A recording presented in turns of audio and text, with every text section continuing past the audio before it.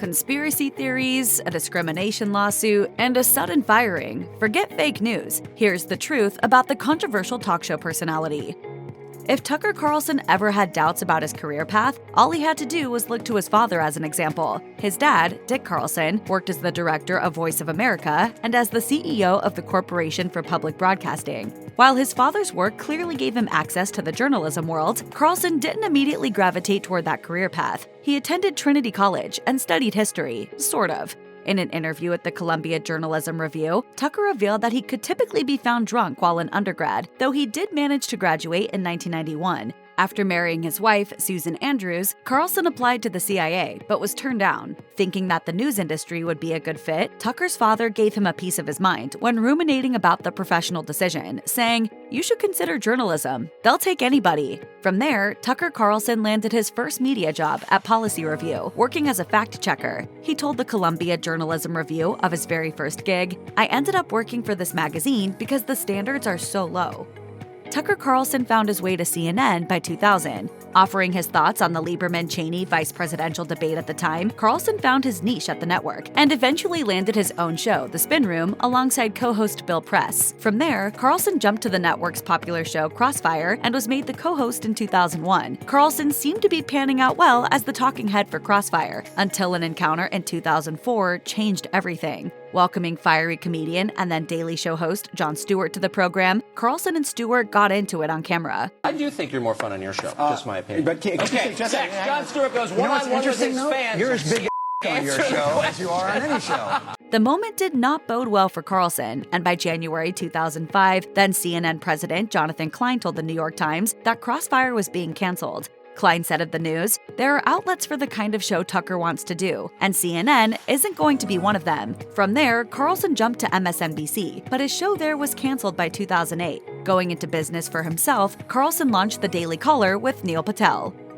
CNN wasn't the right fit, and neither was MSNBC, but Tucker Carlson eventually found a home for a time at Fox News. His show, Tucker Carlson Tonight, ran from 2016 until 2023. With the launch of the show coinciding with Donald Trump's presidential campaign, Carlson wasted no time aligning himself with the eventual president. The talk show host interviewed Trump on a number of occasions, and he even spread some of Trump's conspiracy theories on his show. And the president seems to have closely followed Carlson's own theories even when he wasn't on the show. For instance, back in 2017, Carlson said on his show that immigration, notably from Sweden, was the reason for rising crime rates. The then president was definitely watching because shortly thereafter, during a rally in Florida, Trump referenced a terror attack that supposedly happened the day before. The truth was, however, that nothing actually happened in the relatively quiet country. Sweden!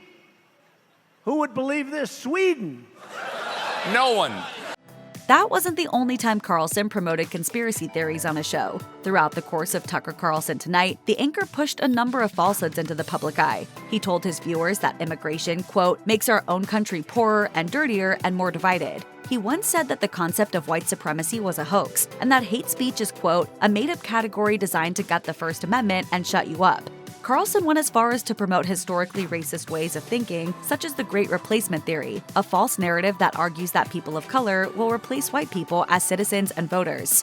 It was a dark day in United States history when Donald Trump addressed his supporters at a Washington, D.C. mall, telling them to take their country back after peddling conspiracy theories about the legitimacy of the 2020 election. What followed was a terrifying attack on the Capitol building in order to stop the certification of Joe Biden's 2020 victory. Trump was eventually impeached for the second time due to what transpired on January 6, 2021, but Tucker Carlson continued to defend Trump. Presenting viewers with images from the day, Carlson's three-part series called Patriot Purge asserted that it was Trump's enemies, not supporters, who stormed the Capitol, placing the blame on left-leaning groups and, shockingly, the FBI. Commenting on Carlson's series in defense of Trump, extremism expert Jared Holt told NPR, "These kinds of conspiracy theories about Jan 6 used to be relegated to weird blogs and known conspiracy theorists like Alex Jones.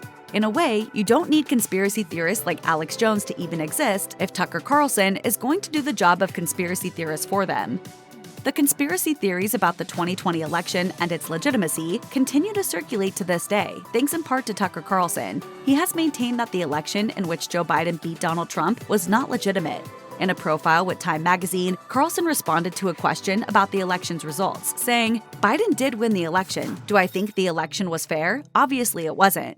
He then went on to list his own reasons why the former vice president won the election. According to him, the media was against Trump and for Biden the entire time. Conservative news platforms were silenced by social media, and voter ID laws let fraud slip through the cracks. When Time reminded Carlson that the Department of Homeland Security and Trump's own attorney general found zero evidence of election fraud, Carlson quipped that his example may be a bit shallow. No one's ever proved that. I don't know if it's provable. This weird insistence on pretending the election was fair when everyone knows that it wasn't, even people who are happy about the outcome, is part of a much larger ritual that makes me very uncomfortable.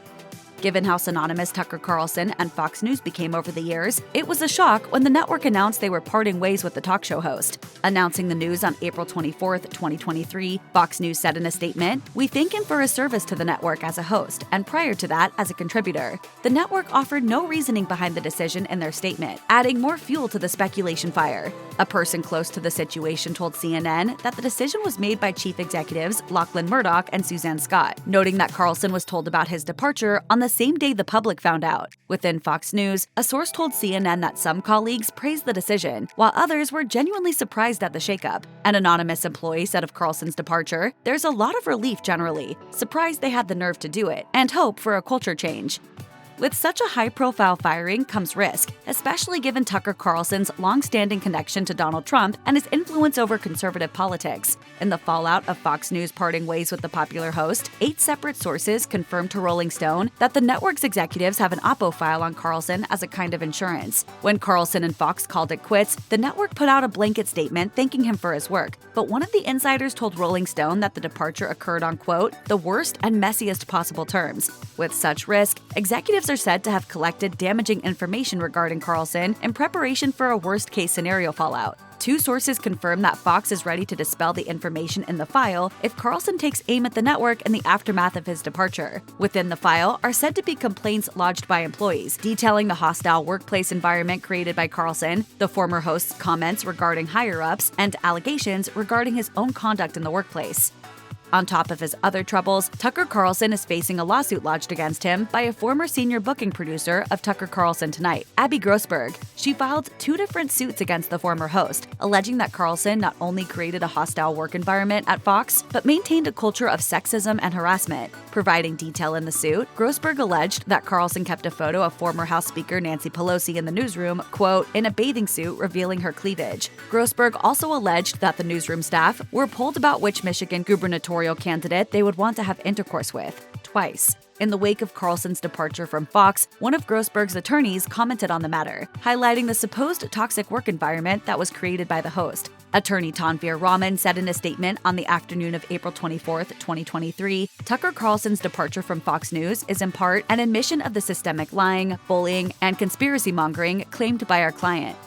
Carlson has yet to explicitly comment on his departure from the network as a publication, instead giving a quick quip to the Daily Mail, which read in part, "Retirement is going great so far." But that hasn't stopped allies from expressing their support of the controversial media figure, with former Fox host Glenn Beck saying on his own radio show, The Blaze, that Carlson has a job with him if he's interested. "We would love to have you here. You won't miss a beat, and together, the 2 of us will tear it up. Just tear it up." Carlson also recently released a video on his Twitter account which features some sentiments that his critics might find ironic. The other thing you notice when you take a little time off is how unbelievably stupid most of the debates you see on television are. They're completely irrelevant.